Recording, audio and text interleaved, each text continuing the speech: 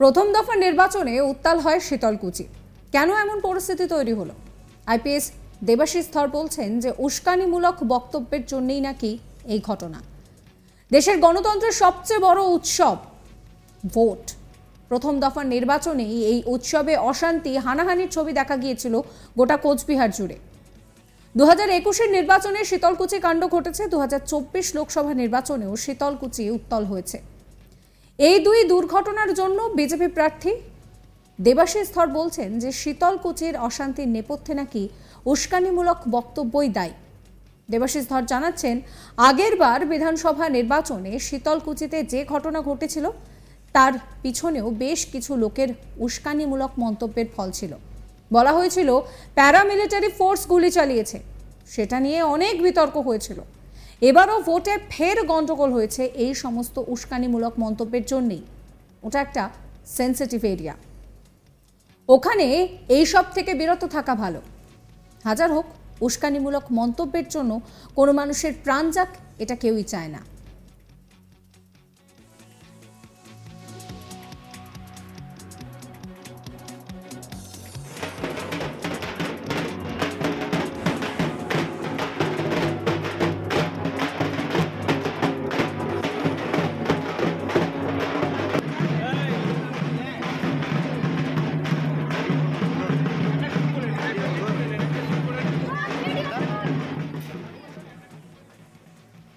কি বলছেন বিজেপি প্রার্থী দেবাশিস ধর, শোনাবো।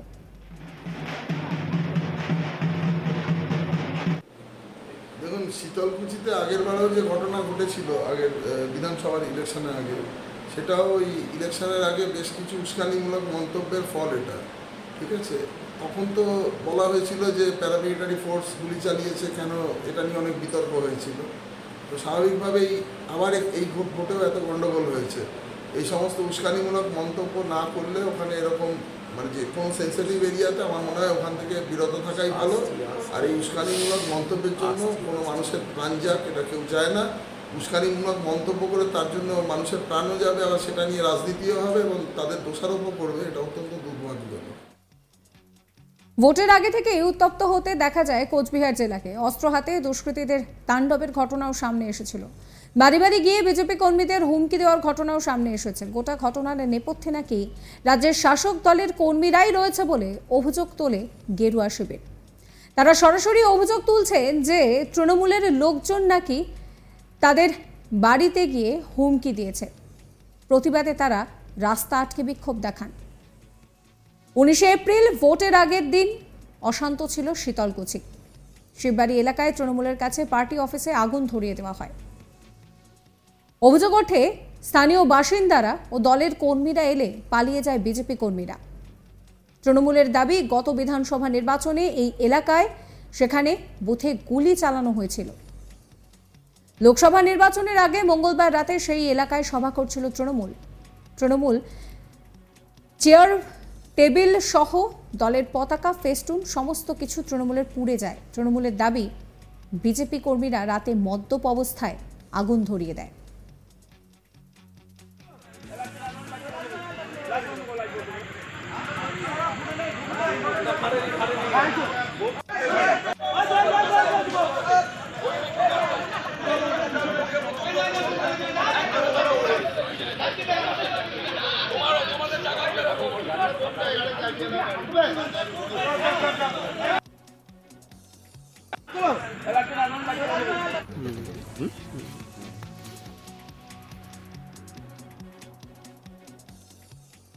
প্রথম দফায় কোচবিহার, জলপাইগুড়ি ও আলিপুরদুয়ারে ভোট গ্রহণ ছিল। কোচবিহারে একটি মাত্র লোকসভা আসনে ভোট ছিল। প্রথম দফায় এই জেলাতে সবথেকে বেশি 112 কোম্পানি কেন্দ্রীয় বাহিনী মোতায়েন করা হয়। এছাড়াও প্রায় 4500 রাজ্য পুলিশ ছিল ভোটের নিরাপত্তায়। কোচবিহারের লড়াই ছিল চতুর্মুখী। অমিত শাহ ডেপুটি ও কেন্দ্রীয় স্বরাষ্ট্র প্রতিমন্ত্রী বিজেপি প্রার্থী নিশীথ প্রামাণিক লড়েছেন তার পুরনো কেন্দ্রে। তৃণমূল প্রার্থী সেতাইয়ের বিধায়ক জগদীশ বর্মা বসুনিয়া। ফরওয়ার্ড ব্লকের হয়ে কোচবিহার থেকে লড়েছেন নীতিশ চন্দ্র রায়। কংগ্রেসের প্রার্থী পিয়া রায়চৌধুরী। লোকসভা নির্বাচনকে কেন্দ্র করে শুক্রবার 19 এপ্রিল দিনভর উত্তপ্ত ছিল কোচবিহার জেলা। বিভিন্ন জায়গা থেকে অশান্তির খবর আসে। বিশেষত নাটাবাড়ি, সেখান থেকে কিন্তু প্রচুর পরিমাণে এই ধরনের যে অশান্তির খবর, সেই অশান্তির খবর সামনে এসেছিল। বোমা উদ্ধার হয়েছিল। শুক্রবারের মতো শনিবারও ফের তাজা বোমা উদ্ধার হওয়ায় রীতিমতন আতঙ্ক ছড়ায় দিনহাটার পুঁটিমারি 1 নম্বর গ্রাম পঞ্চায়েতের খড়খড়িয়া এলাকায়। বিজেপির পোলিং এজেন্টের বাড়ি থেকে দুটো তাজা বোমা উদ্ধার হয়। শুক্রবার ভোট শেষ হওয়ার পর উত্তেজনা ছড়ায় শীতলকুচিতে। ইভিএম নিয়ে যাওয়ার সময় শীতলকুচির স্কুলের সামনে ইভিএম লুঠের চেষ্টা করা হয় বলেও সেই অভিযোগ উঠেছিল বিজেপির বিরুদ্ধে। এমনকি থানার সামনে বোমাবাজির ঘটনাও ঘটে। তারপর পরিস্থিতি উত্তপ্ত হয়। তৃণমূলের অভিযোগ এই সমস্ত করেছে কিন্তু বিজেপির লোকেরাই। প্রথম দফা নির্বাচনে সকাল থেকেই নজর ছিল কোচবিহারে। ভোট গ্রহণ শুরুর পর থেকেই শীতলকুচি, রাজাখোর, চান্দামারি সহ একাধিক এলাকায় সারাদিন বিক্ষিপ্ত অশান্তির খবর মেলে। বেলা বাড়ার সঙ্গে সঙ্গে নির্বাচন কমিশনে কোচবিহারকে ঘিরে জমা পড়ে অভিযোগের পাহাড়, আর তার মধ্যেই রাজনৈতিক চাপানুতর শুরু হয়।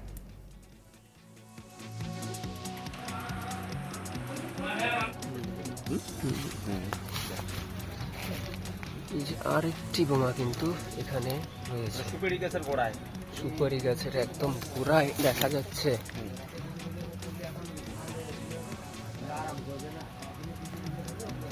দুটি কিন্তু বড় আকারের বোমা রয়েছে।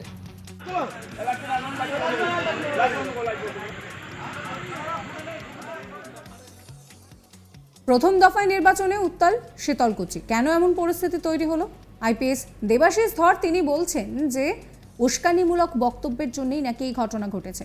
গণতন্ত্রের সবথেকে বড় উৎসব হচ্ছে নির্বাচন, আর প্রথম দফার নির্বাচনে এই উৎসবে অশান্তি, হানাহানি কোচবিহারে দেখা গেল। 2021-এর নির্বাচনে শীতলকুচি কাণ্ড ঘটেছিল। 2024 লোকসভা নির্বাচনেও শীতলকুচি উত্তাল হলো। এই দুই ঘটনার জন্য বিজেপি প্রার্থী তিনি কিন্তু দায়ী করছেন উস্কানিমূলক বক্তব্যকেই। কি বলছেন তিনি আপনাদের শোনাবো আরো একবার। দেখুন, শীতলকুচিতে আগের বারেও যে ঘটনা ঘটেছিল আগের বিধানসভার ইলেকশনের আগে, সেটাও ওই ইলেকশনের আগে বেশ কিছু উস্কানিমূলক মন্তব্যের ফল এটা।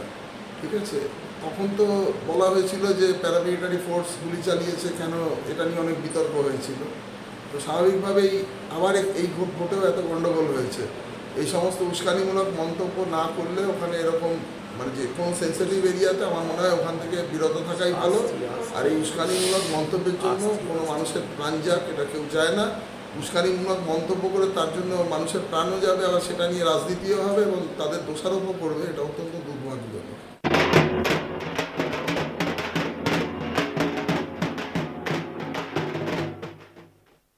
সাবস্ক্রাইব করবেন চ্যানেলটিকে।